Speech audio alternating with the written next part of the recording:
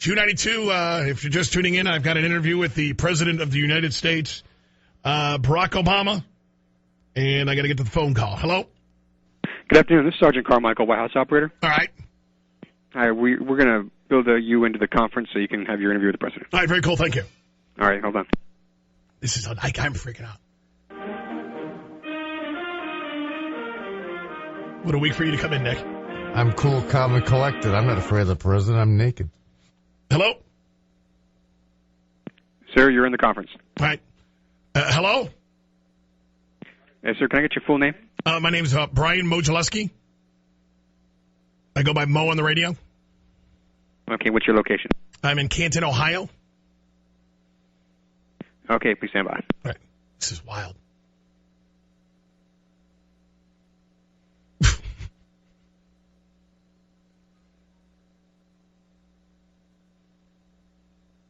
Wow.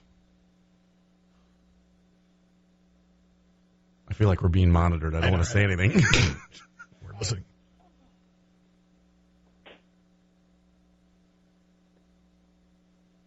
Hello? Yes? Oh, just waiting for the president? Oh, yeah. Oh. It's not a big deal for you. For me, it's crazy. Sorry, I'm dialed in.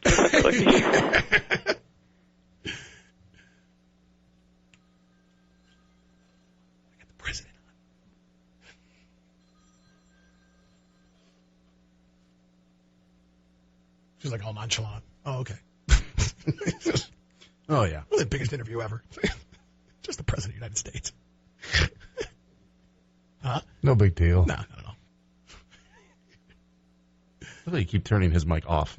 Because he scares me. I don't know that I want Nick Manning talking to the President. I'm sorry. Sir, stand by. The next voice you'll hear will be the President of the United States. All right, thank you.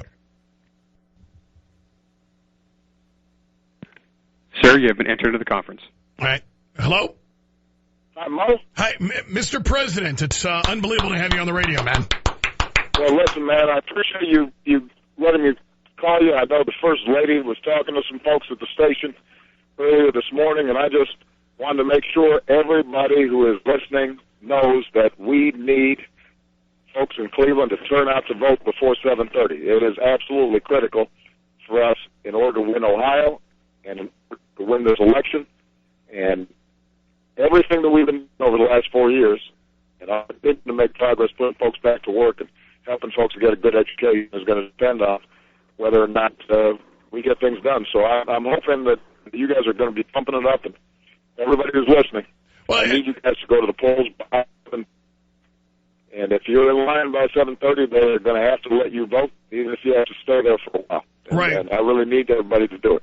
Well, Mr. President, one of the things that I talk about on my radio shows, I'm an independent, but I will admit I voted for you last time, voted for you again. And I think what people need to realize when it comes to this election, and tell me if I'm right or wrong, isn't it more about like social issues, or do I have that backwards? No, look, I mean, this is about economics, and jobs and education. And, you just take a look at the different way in which Mr. Romney and I dealt with the auto crisis years ago. You would think you being the president, you can get a better cell phone. You're breaking up on me, Mr. President. Hello? This is what was going to happen. Mr. President, can you hear me? Only on my show with the president's cell phone breakup. Hello? Hey, sir, this is Signal. We're trying to get the president back on the line. Okay, very good. Cool. Of course. This is me. It's insane. Oh, Lord. I didn't put him down by saying that. I thought he hung up on me. You'd think you're the president. You get on your cell phone. Hey, sir, I just want to let you know he's moving right now, and he's on a cell phone, so the coverage isn't that great. That's probably why the call dropped. So. Okay. Is he going to call back, I hope? Yeah, we'll get him back on the line. Should I hang up, or are you just going to... No, just wait there, sir. We'll get him back on the line. All right, thank you. Wow. If you're just tuning in, President Barack Obama's call was dropped.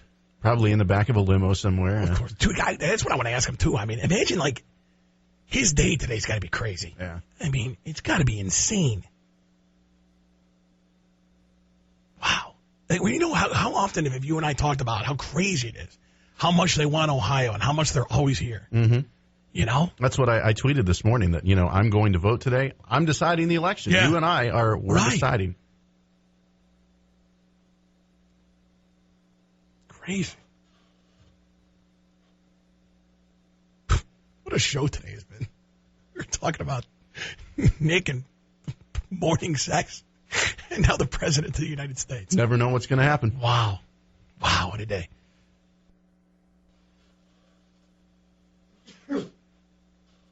Just waiting to be reconnected with the President. Bless you, Nick. Again, waiting to be connected with the President of the United States. If you're just tuning in, my questions are coming in like crazy. Congratulations, Bo. What an awesome person, professional opportunity for you. Hats off to you. It's cool. Question for Obama. When are you actually going to try to do something that affects the average American? Loans are ridiculous. You got to understand something. A lot of this stuff is out of the president's control. Yeah, I mean, it really is. That's why I keep saying. Go ahead, Mr. President. Oh, hello, Mr. Hey, Mo. Yeah, I lost you, man. I thought the president, you'd have a better reception, buddy. This just goes to show even the president drops calls sometimes. You thought I had a super duper cell phone. Yeah, go ahead. My buddy over here has a $30,000 iPhone. I thought you'd at least have that. Hello? Please don't do this to me, God. Please don't do this to me, God. You've got to be kidding me.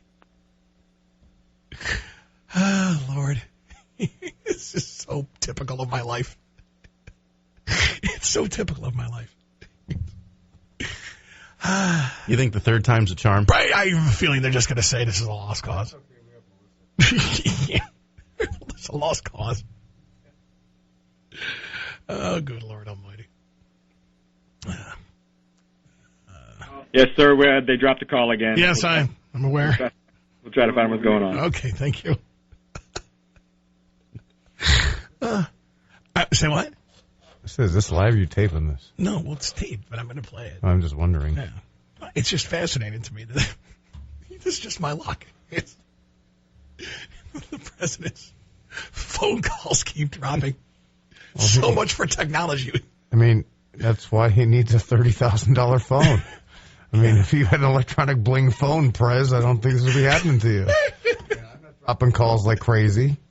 Who knows where he is? Right? Where is this guy? Maybe call He probably has a $400 cell phone, and that's his problem. See, he probably gets in fights with Michelle, just like we do, Right. Why'd you hang up on me? Throws it. Stop throwing my phone. President's coming back on now. All right, thank you. Wow. Go ahead, Mr. President. I'm going to try this one more time. All right, listen, like I said, it's an honor to have you on the show. Like I was talking about, social issues I think are very important. People need to understand one thing when it comes to the economic and political aspect. You need the help of Congress. Am I right or wrong, Mr. President? Absolutely. And the fact of the matter is that, the issues that we are working on should be bipartisan. I mean, we should be able to make sure that kids can afford a college education. We should be able to make sure that veterans, when they come home, are getting help getting jobs. We should be rebuilding our roads and our bridges that are falling apart and putting people back to work. And we shouldn't be investing in research that helps us get new technology that helps keep our cutting edge. A lot of these issues are ones that it shouldn't be a partisan issue, but Congress is, I think, starting to focus too much on elections and not enough on getting stuff done. And if we have people who are going out there voting, sending that clear message, then I think that can really make a difference. You know what makes me crazy as a citizen is, you see this stuff going on in Congress, and it's like, instead of voting for a party, how about you vote for what I want as a citizen, as a guy who pays your salary?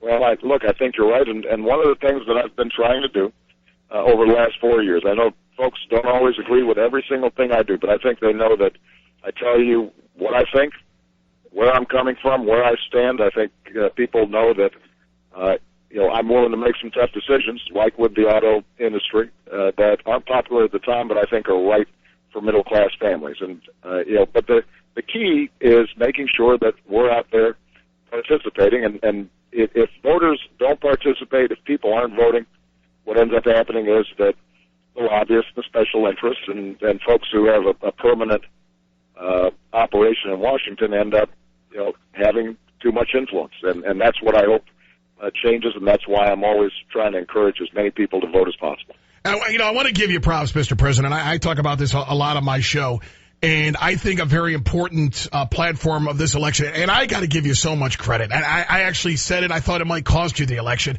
But the one thing I've admired about you is you're a humanitarian. I think you truly care. When you came out and you said, listen, I don't see why two gay people can't get married. That was a huge step. And as a country that's supposed to be the land of the free, it's really sickening that we're not. Well, my attitude is that we're always at our best when everybody is treated with dignity and respect. And it doesn't mean that we have to agree with everybody. It doesn't mean that, if you're a member of a church, that you can't have your own beliefs and faith. But it means that, when it comes to our civic life and how our laws operate, everybody is treated fairly. And then that's what America's all about. That's why people have come here from all corners of the globe, because they know that here in America you have a chance to get a fair shot. And that's what this election's about. That's why I'm running again, because I want to make sure that everybody has an opportunity for the kind of fair shot that we all deserve. And but the only way we do it is if we have voters who are participating. And that's why, once again, I just want to emphasize, if you have not yet voted, you can get there to the polls at 7:30, and if you're in line, they've got to let you vote. And it's really going to make a big difference. And I feel optimistic about the possibilities of making sure that Ohio, which, unlike 10 years ago, has an economy that's doing better than the national average, You're right, continues to rebuild. And what people, I think, need to realize, too, Mr. President, is, and I said this when you were elected, and I think, unfortunately, listen, I pray, I hope you win. I really honestly do. I can't imagine the stress you're under today. But I'm kind of worried that people are going to look for instant gratification. You think somebody's going to change something 4 years. You did inherit a huge deficit. Wait, what do you expect? You're not a sorcerer. How do people figure you're going to fix this thing in 4 years? It's impossible. Well, the thing is, look, people have gone through 4 tough years, and even though we've actually raised, the economy, significantly since I came in, I understand if you don't have a job right now, you're going to be frustrated. If your home's value is worth less than your mortgage, you're going to be frustrated. But what we do know is that we've created 5.5 million new jobs over the last 32 months. We know that the housing market's finally starting to improve. We know that unemployment's gone steadily down. And we know that the kinds of economic policies that we had put in place before I took office, those didn't work. And so my strong commitment to everybody in the Cleveland area and everybody in Ohio is that if we can just continue on a steady pace of focusing on manufacturing, focusing on our education system, focusing on reducing our deficit in a balanced way, cutting spending we don't need, but also asking the wealthy to pay a little bit more. If we do all those things, we're on the track to end up really thriving over the next 4 years and over the next 40 years. But we got to make those commitments, and we can only do that if the American people get involved and engaged. So, Mo, I'm grateful for you taking the time and continue to encourage people to go out there and vote. Even if you're voting for the other guy, go out there and vote. I hope that I've earned your vote, and I hope that I have the privilege of serving Ohioans and the people of America for another 4 years. Mr. President, good luck. It's an absolute honor to talk to you. I mean, it's kind of crazy being in Ohio. I'm like, I cannot believe, Ohio is so important. It's kind of wild being a disc jockey in this area. Like, I get a call 5 minutes ago. It's like, oh, you're going to be on with the president. I'm like, just talk about craziness, how important Ohio is in this election. And like you said, 7:30, you get there by 7:30, and they have to let you in. Correct? Oh, I think he's gone. Wow. So how was I? That was good. Was I? Yeah, it was good. Was that good, Nick? We just talked to the president of the United States, dude. Wow. Wow. How you feeling? Dude. Holy crap.